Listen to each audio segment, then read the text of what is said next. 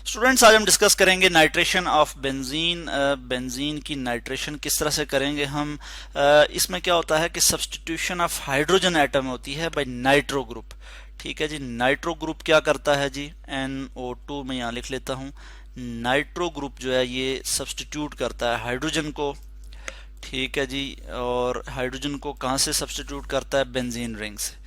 ठीक हो गया, बेंजीन रिंग से जब एक हाइड्रोजन जो है वो यहाँ से निकलेगा और उसकी जगह जो है वो नाइट्रो ग्रुप आके लग जाएगा, तो इस चीज़ को हम कहते हैं नाइट्रेशन। और ये नाइट्रेशन, ये जो रिएक्शन है, ये नाइट्रेशन ऑफ बेंजीन, ये इलेक्ट्रोफिलिक सब्स्टिट्यूशन रिएक्शन है। मैं यहाँ लिख लूँगा इलेक्ट्रोफिलिक सब्स्टिट्यूशन रिएक्शन। इस चीज़ को मैं फ़िलहाल साइड पे कर लेता हूँ और अभी हम बात करते हैं इलेक्ट्रोफिलिक सब्स्टिट्यूशन रिएक्शन की। आपको पता है कि बेंजीन के केस में क्या होता है, इलेक्ट्रोफिलिक सब्स्टिट्यूशन होती है। यूजुअली हम देख चुके हैं, इससे पहले भी हम पढ़ चुके हैं। इलेक्ट्रोफिलिक सब्स्टिट्यूशन रिएक्शन क्या होती है कि एक पावरफुल इलेक्ट्रोफाइल जनरेट किया जाता है और उसमें क्या होता है कि बेंजीन के जो पाई इलेक्ट्रॉन होते हैं वो स्ट्रांगली अट्रैक्ट होते हैं टुवर्ड इलेक्ट्रोफाइल। ठीक हो गया।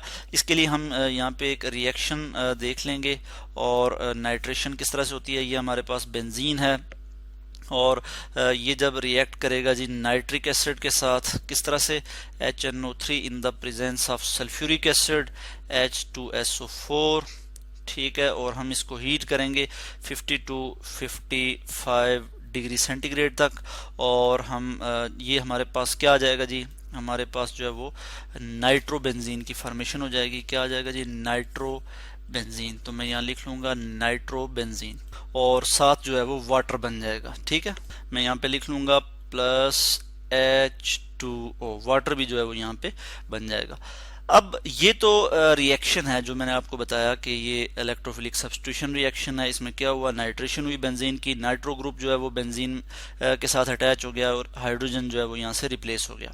ठीक है, और हमने कहा कि 55 डिग्री सेंटीग्रेड में हमने इसको ये हीट किया। ठीक है, तो ये रिएक्शन हुआ। तो एक्चुअली ये रिएक्शन होता किस तरह से है, इसका मैकेनिज्म क्या है, वो हम यहाँ पे अभी डिस्कस कर लेते हैं। तो इसमें सबसे पहले तो ये किया जाता है कि इलेक्ट्रोफाइल जनरेट किया जाता है। क्या किया जाता है जी, स्ट्रांग इलेक्ट्रोफाइल जो है वो जनरेट होता है। और किस तरह से जनरेट किया जाता है, इलेक्ट्रोफाइल किस तरह से जनरेट होता है, बल्कि मैं यहाँ पे लिख लेता हूँ इलेक्ट्रोफाइल जनरेशन, GNERATION। तो इस केस में ये होता है कि नाइट्रेटिंग मिक्सचर होता है में, और वो किस तरह से प्रिपेयर होता है कि सल्फ्यूरिक एसिड यानी H2SO4 सल्फ्यूरिक एसिड और नाइट्रिक एसिड का जो मिक्सचर होता है 1:1, दोनों की जो है वो जो है रेशो होती है वो 50% होती है। 50-50 दोनों को जो है वो मिक्स किया जाता है और इनको जो है वो हीट किया जाता है 50 to 55 डिग्री सेंटीग्रेड। तो हमारे पास जो प्रोडक्ट आती है वो क्या आती है जी, हमारे पास आ जाता है नाइट्रोनियम आयन बनता है NO2 पॉजिटिव, जो कि स्ट्रांग इलेक्ट्रोफाइल है। ठीक है, और ये क्या करता है, ये बेंजीन के जो पाई इलेक्ट्रॉन है, पाई इलेक्ट्रॉन की जो डेंसिटी है उसको अपनी तरफ जो है वो स्ट्रांगली अट्रैक्ट करता है। साथ ही बन जाता है HSO4 नेगेटिव। ठीक है, हाइड्रोजन सल्फेट आयन, और प्लस जो है हम यहाँ पे नीचे लिख लेते हैं वाटर, H2O वाटर। इस चीज़ को मैं ज़रा थोड़ा मज़ीद डिटेल में आपको बताना चाहूँगा। यानी असल में ये किस तरह से होता है, इस चीज़ को मैं R करके, बल्कि R लिख लेता हूँ और इधर आपको बता देता हूँ कि ये होता किस तरह से। अगर मैं नाइट्रिक एसिड को ज़रा इस तरह से लिखूँ HONO2, तो ये ठीक है ना, यानी HNO3, टोटल 3 ऑक्सीजन है, 1 हाइड्रोजन और 1 नाइट्रोजन। और ऑक्सीजन का आपको पता है ऑक्सीजन पे 2 लॉन पेयर होते हैं, तो मैं इस तरह से ये शो कर लेता हूँ। दूसरी तरफ अगर मैं सल्फ्यूरिक एसिड का स्ट्रक्चर लिखता हूँ H, उसके बाद O मैं इस तरह से लिखूंगा S डबल बॉन्ड O, इसी तरह डबल बॉन्ड O, इसी तरह यहाँ पे ऑक्सीजन और यहाँ पे जो है वो हाइड्रोजन। अब यहाँ पे भी 2 इलेक्ट्रॉन, ठीक है, ऑक्सीजन पे। अब हर ऑक्सीजन, आपको पता है ऑक्सीजन पे 2 लॉन पेयर होते हैं, तो यहाँ पे 2-2 लॉन पेयर मैं यहाँ शो कर लूंगा इस तरह से। ठीक हो गया। अब क्या होगा, नाइट्रिक एसिड जो है ये यहाँ से प्रोटॉन एब्स्ट्रैक्ट करेगा, किससे जी, सल्फ्यूरिक एसिड से ये वाला प्रोटॉन एब्स्ट्रैक्ट करेगा। ये आपको नजर आ रहा है ना, ये H2SO4 सल्फ्यूरिक एसिड का स्ट्रक्चर है। तो यहाँ से प्रोटॉन जब एब्स्ट्रैक्ट करेगा तो ये वाले जो इलेक्ट्रॉन है ये यहाँ शिफ्ट हो जाएंगे, जिसके नतीजे में क्या हो जाएगा, यहाँ पे आपको मैं बता दूं कि इसी चीज़ को अब मैं यहाँ पे शो कर लूँगा कि हमारे पास हाइड्रोजन सल्फेट आयन बन जाएगा। और हाइड्रोजन सल्फेट आयन किस तरह से बनेगा, यानी वो जो पेयर ऑफ इलेक्ट्रॉन ये यहाँ से वो भी इधर आ गया, तो ऑक्सीजन के पास ये पेयर ऑफ इलेक्ट्रॉन आ गया, तो इस पे negative charge, hydrogen sulphate ion बन गया हमारे पास।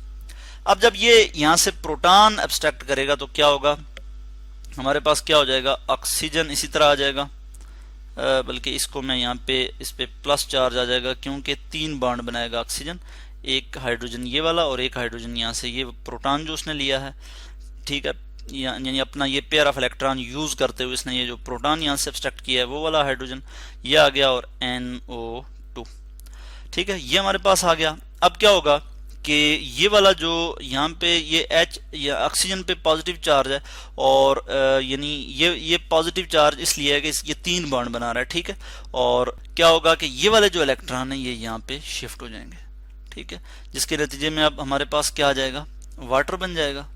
मैं इस चीज़ को यहाँ शो कर लेता हूँ कि हमारे पास जो है वो HOH यानी H2O वाटर की फॉर्मेशन हो जाएगी, वाटर बन जाएगा प्लस। जब ये इलेक्ट्रॉन इधर शिफ्ट हो जाएंगे तो अब क्या हो जाएगा, नाइट्रोनियम आयन बन जाएगा NO2। इसका स्ट्रक्चर मैं इस तरह से शो कर लूंगा और इस पे प्लस चार्ज, ठीक है, नाइट्रोजन 4 बॉन्ड बना रहा है तो इस पे पॉजिटिव चार्ज मैंने यहाँ पे शो कर लिया, यानी ये वाले इलेक्ट्रॉन इसके इधर शिफ्ट हो गए, ठीक है, पेयर ऑफ इलेक्ट्रॉन यहाँ से इधर शिफ्ट हो गया ऑक्सीजन पे, और ये वाटर बन के अलग हो गया, इधर नाइट्रोजन पे डेफिशिएंसी हो गई इलेक्ट्रॉन की, तो इस पे पॉजिटिव चार्ज आ गया। ये जो नाइट्रोनियम आयन है एक्चुअली ये हमें रिक्वायर्ड है, ठीक है, और ये हमने किस तरह से जनरेट करवाया, मैंने पहले आपको इधर भी बताया कि हम 55 डिग्री सेंटीग्रेड टेम्परेचर की मौजूदगी में जब हम यानी हीट कर रहे हैं बेसिकली हम किसको, ये सल्फ्यूरिक एसिड और नाइट्रिक एसिड जो कि 1:1 में हमने लिए हुए हैं, तो हमारे पास नाइट्रोनियम आयन जो है वो जनरेट हो गया। ये हमारे पास क्या आ जाता है जी, नाइट्रोनियम, मैं यहाँ लिख लेता हूँ नाइट्रोनियम आयन। इसको नाइट्राइल कैटायन भी बोलते हैं, इसको क्या बोलते हैं जी, नाइट्राइल कैटायन भी, क्योंकि इस पे पॉजिटिव चार्ज है तो इसलिए हम इसको नाइट्राइल कैटायन भी कहते हैं। तो अब क्या होगा, अब मैं यहाँ पे आपको पूरा मैकेनिज्म दिखा देता हूँ, ठीक है।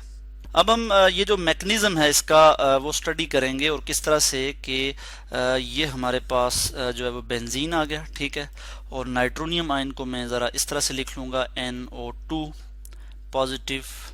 इसको हमने कहा कि जैसा कि मैंने पहले भी कहा कि नाइट्राइल कैटायन भी हम इसे कहते हैं, ठीक है। अब ये जो है ये स्ट्रांग इलेक्ट्रोफाइल है, ये क्या करेगा कि जो बेंजीन पे जो पाई इलेक्ट्रॉन है इसके उनको अपनी तरफ स्ट्रांगली अट्रैक्ट करेगा, ठीक है। तो स्ट्रांगली अट्रैक्ट करेगा तो मैं यहाँ पे इधर से एरो इधर शो कर लेता हूँ कि ये पाई इलेक्ट्रॉन जो है वो इसकी तरफ अट्रैक्ट होंगे, तो इसके नतीजे में हमारे पास क्या होगा, यानी ये pi electron as a nucleophile के तौर पे जो है वो एक्ट करेंगे। तो मैं इसी चीज़ को अब यहाँ पे शो कर सकता हूँ कि हमारे पास क्या हो जाएगा कि यहाँ पे ये हमारे पास ये बेंजीन का ये स्ट्रक्चर आ गया। अब ये जो 2 पेयर ऑफ इलेक्ट्रॉन जो है जब ये शिफ्ट होंगे, ये हमारे पास जो नाइट्रोनियम आयन है इसको इसकी तरफ जाएंगे और क्या कर लेंगे जी, इसकी वजह से क्या हो जाएगा, मैं यहाँ आपको बता दूं कि यहाँ पे कोवेलेंट बॉन्ड बन जाएगा और यहाँ पे ये नाइट्रोनियम आयन जो है वो इसके साथ यानी अटैच हो जाएगा बेंजीन के साथ, और NO2 में यहाँ लिखूंगा। मगर ये जब पेयर ऑफ इलेक्ट्रॉन यहाँ पे शिफ्ट होगा और ये जो कोवेलेंट बॉन्ड बनेगा तो इसके नतीजे में यहाँ पे रिंग पे जो है वो इसकी जो डिलोकलाइजेशन है पाई इलेक्ट्रॉन की वो डिसरप्ट हो जाएगी, ठीक है, उसमें खलल आ जाएगा, आप यूँ समझें, और रिंग जो है वो डिस्टेबलाइज हो जाएगा। रिंग क्या होगा, डिस्टेबलाइज हो जाएगा। अब हमें पता है कि जो हमारा नाइट्रेटिंग मिक्सचर था जिसके नतीजे में नाइट्रोनियम आयन बना, तो वहाँ पे हाइड्रोजन सल्फेट भी बना था, हाइड्रोजन सल्फेट भी वहाँ पे जनरेट हुआ था, और यहाँ पे मैं एक हाइड्रोजन भी शो कर लूँगा कि एक हाइड्रोजन तो यहाँ पे मौजूद था, ठीक है, और मौजूद होता है हर कार्बन के साथ, ठीक है, तो ये हाइड्रोजन भी है यहाँ पे। अब क्या होगा, सेकंड स्टेप में हम देखेंगे कि जो हाइड्रोजन सल्फेट होगा, हाइड्रोजन सल्फेट क्या करेगा, मैं यहाँ पे शो कर लेता हूँ HSO4 नेगेटिव, ठीक है, ये यहाँ से क्या करेगा, यहाँ से ये प्रोटॉन एब्स्ट्रैक्ट करेगा, इस इधर अटैक करेगा, जिसके नतीजे में ये वाले जो इलेक्ट्रॉन है ये यहाँ पे शिफ्ट हो जाएंगे। और नेक्स्ट स्टेप में हम देखते हैं कि हमारे पास क्या चीज़ आ जाएगी। हम यानी हमारे पास जो है वो इस तरह से कंप्लीट वो जो पाई इलेक्ट्रॉन थे जो डिसरप्शन हो गई थी, डिसरप्ट हो गए थे, डीलोकलाइजेशन जो डिसरप्ट हो गई थी, वो दोबारा जो है वो बहाल हो जाएगी। दोबारा यहाँ पे इसी तरह से पाई इलेक्ट्रॉन आ जाएंगे और यहाँ पे नाइट्रो ग्रुप अटैच हो जाएगा और इसे हम कहते हैं नाइट्रो बेंजीन। प्लस और क्या बनेगा जी, जब ये हाइड्रोजन सल्फेट यहाँ से एक प्रोटॉन लेगा तो आपको पता ही है कि क्या बन जाएगा, H2SO4 सल्फ्यूरिक एसिड जो है वो यहाँ पे जनरेट हो जाएगा, वापस सल्फ्यूरिक एसिड जनरेट हो जाएगा। यानी इस तरह से हमने क्या कर दिया जी, नाइट्रेशन कर दी बेंजीन की। हमारे पास जो प्रोडक्ट आई वो क्या आई, नाइट्रो बेंजीन।